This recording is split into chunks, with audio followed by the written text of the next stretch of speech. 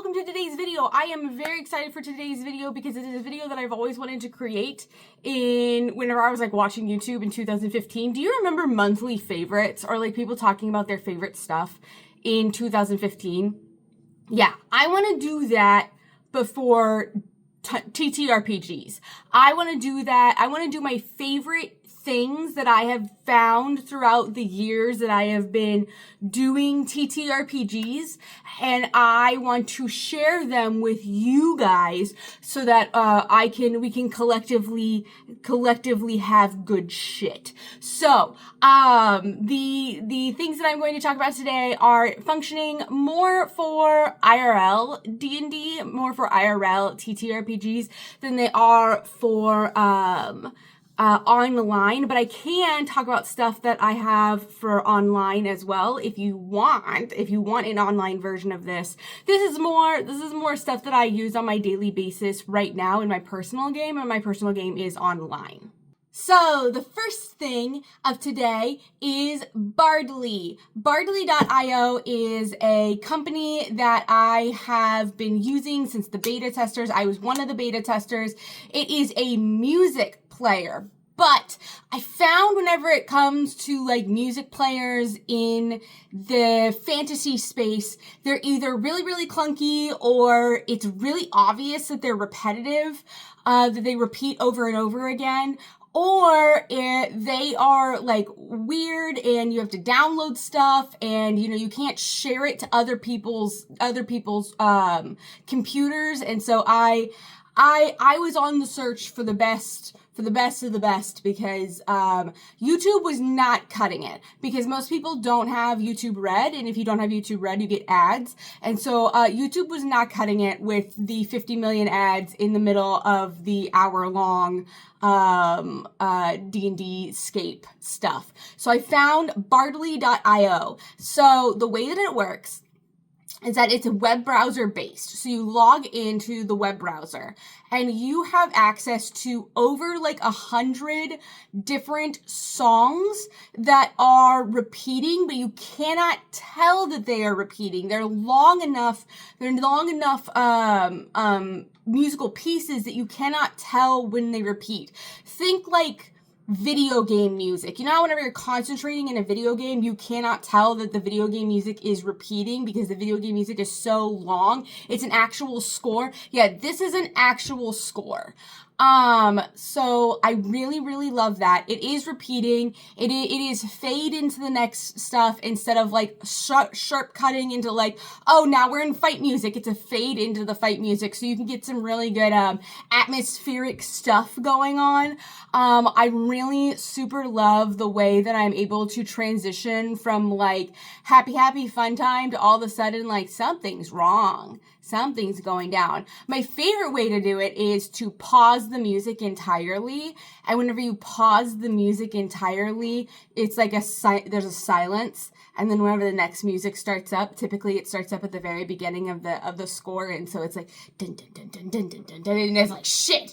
It's great. It's a great program. But my favorite thing about this program is, more than anything else, is that you can share your music so easily. So I know I just said that this is for in person, but if you're online and you want the other people to hear the music that you are playing in real time with no delay, what you do is each game, you can set different games and have different scores in different games and different playlists in different games. Each game has a specific link, and that specific link, you send that link to the other people and they get this screen. So it is just a little, it is a black screen with a little volume button and a pause button. And what that does is that plays through that through that web browser, it plays the music in real time, so they don't have to do shit. They just open the web browser, go to the other tab where Roll20 or Foundry or whatever is, and they can hear all the music in real time. And they have their own volume button, so if it's too loud on their end, if they think it's too loud, or if it's too spooky, or if it's frustrating them or whatever, they get to minimize that volume or decrease that volume on their end, and you don't have to do it. Volume is controlled by the person, not by the DJ.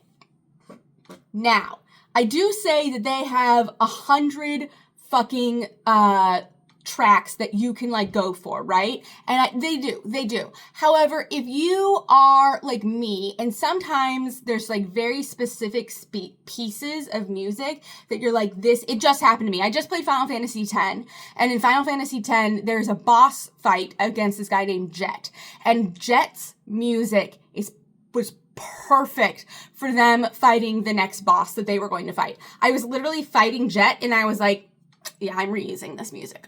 So let's say you find that. Let's say there's a video game or whatever, and you, or like Warhammer music or whatever, and you're like, I need to have this piece of music in this pieces section of my world. I need this. Or let's just say they don't have what you need. You need something more holy sounding. You need something more evil sounding. You need something more epic sounding.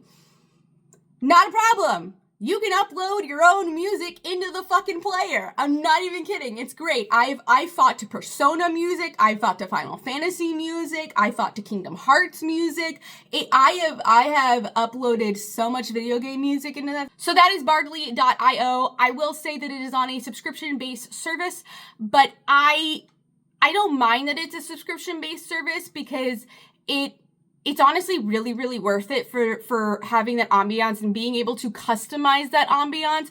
I think that it is completely and utterly worth it. I actually know the people who made Bardly.io because I made a TikTok about Bardly, and it went viral, and it shot through all of their stuff, and they were like, where are all these people coming from? And they found out it was from me, and they thanked me, and then I got to get in a meeting with them and talk to them about Bardly and stuff and improvements for Bardly, because I was they found out that I was in the Discord server, and I was one of the beta testers, and so I got to meet them. They're all from Canada, actually. They're Canadian.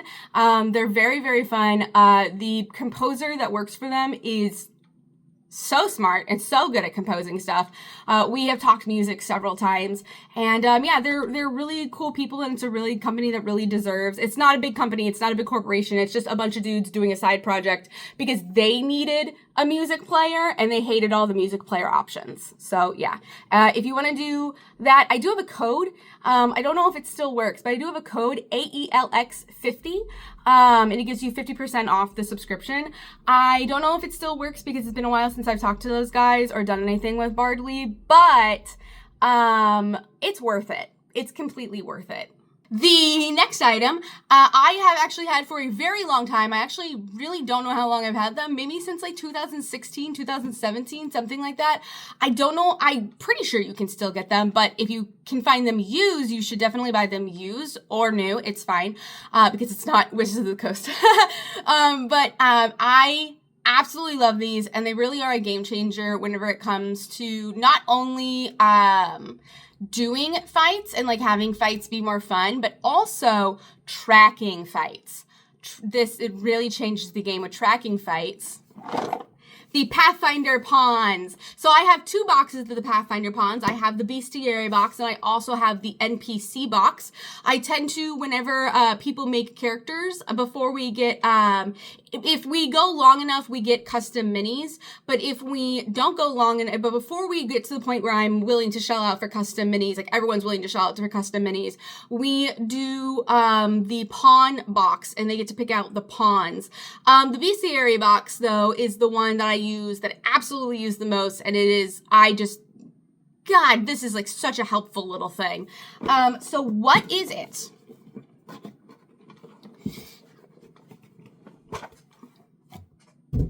It is pawns. Little bitty cardboard. Well, it's not cardboard. Yeah, it is cardboard. It's kind of cardboard. Well-designed artist illustrations of different things that exist within the fantasy realm at their appropriate sizes with stands, little stands. So you take the Pegasus and you put it on the little stand. And then you have your little representation of them on the board. Now, the reason why these have really been a game changer for me is because I was originally using dice to indicate which, like, if let's say I had kobolds, I would use different dice to indicate which kobold was like 1, 2, 3, 4, 5, 6, right? I would turn that die up, and it'd be the 1, 2, 3, 4, 5, 6. Oh.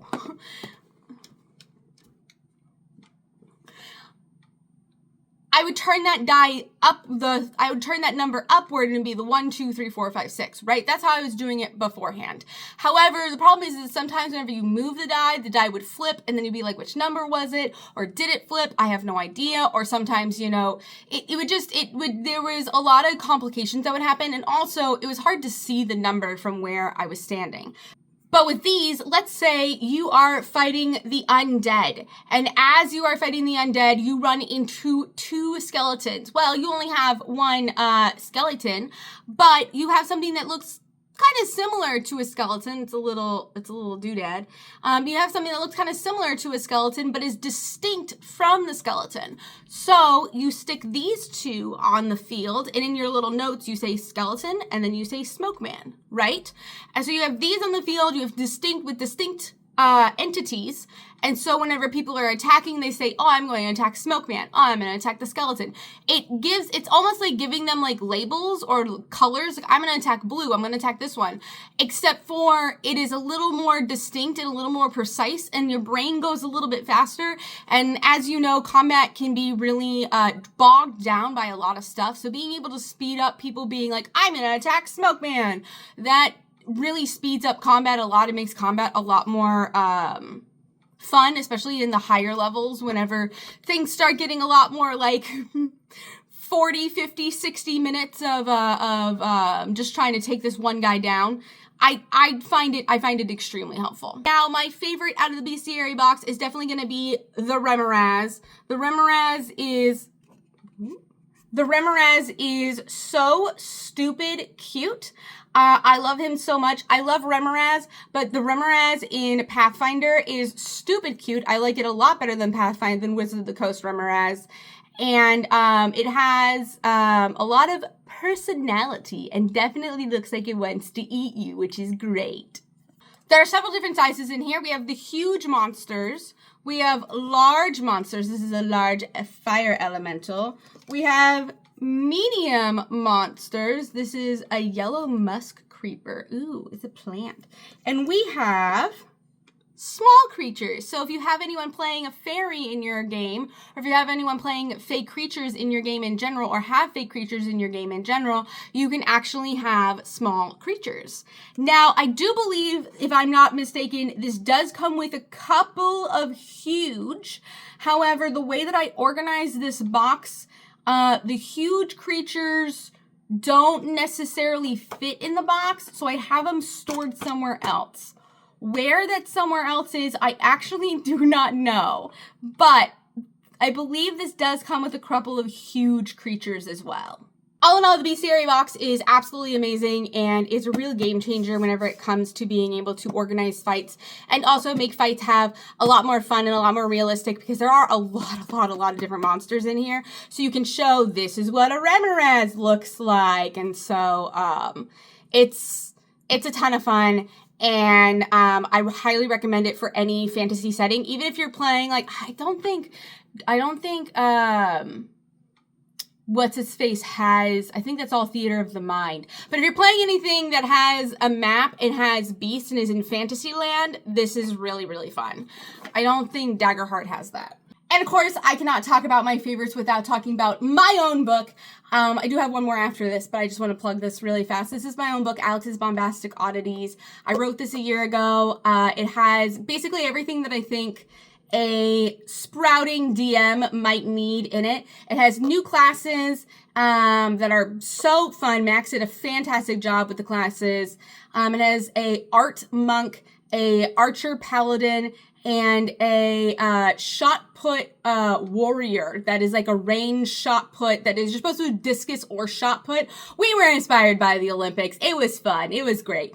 It also has new genasi in here. The genasi, the smoke, mud, lightning, and magma genasi in here, but I have to call them Eoto because genasi is copyrighted.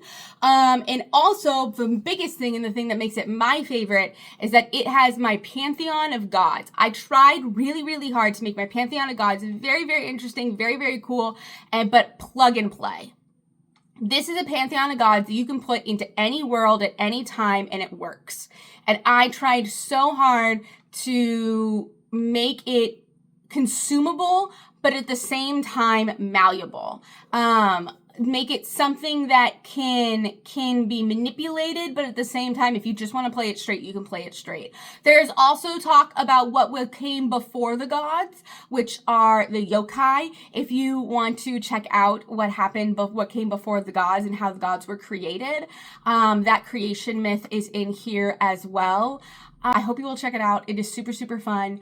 And I am very proud. I'm very proud.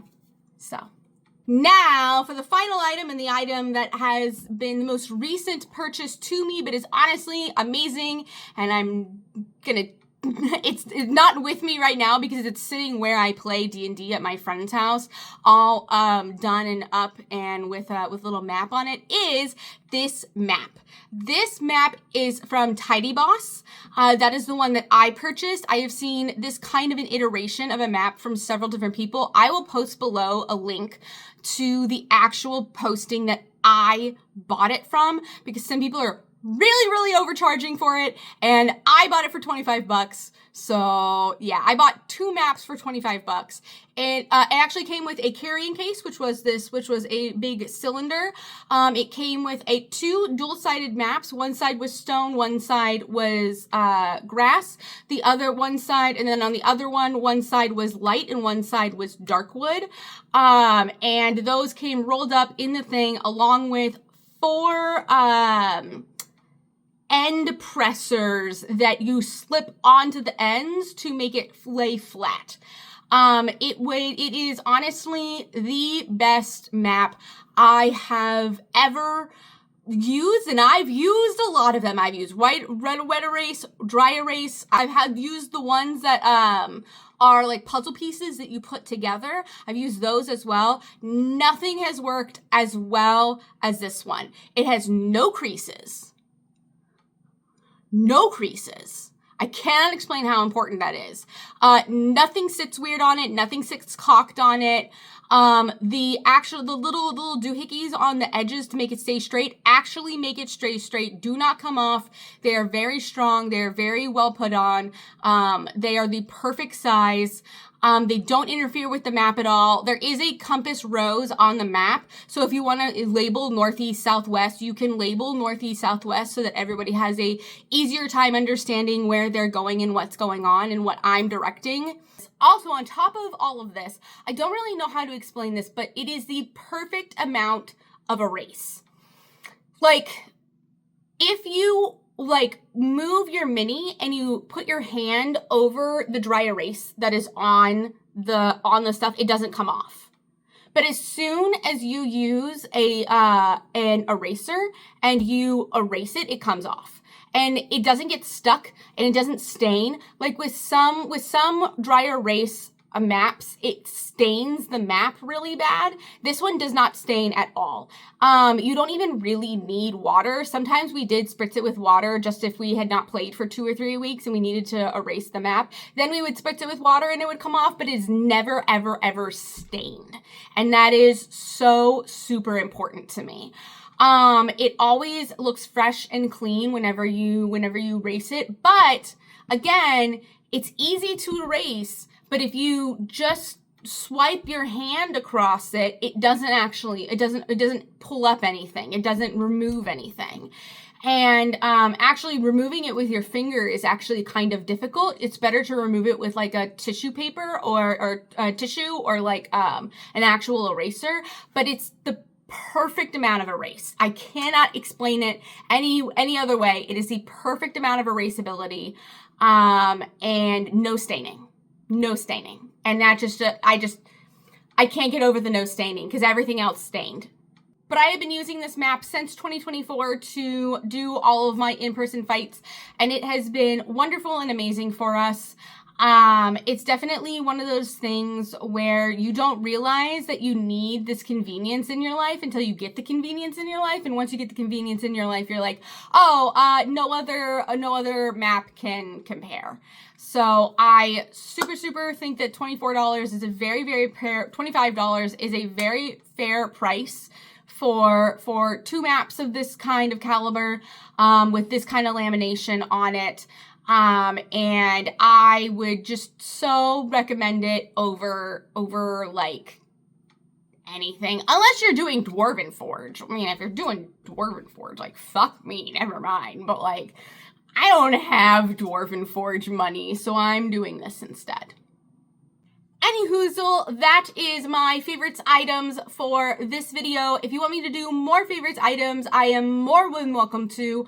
I just want to say, though, that none of these items are sponsored. None of these items are paying me. None of these links are affiliated. I don't get any money from any of this.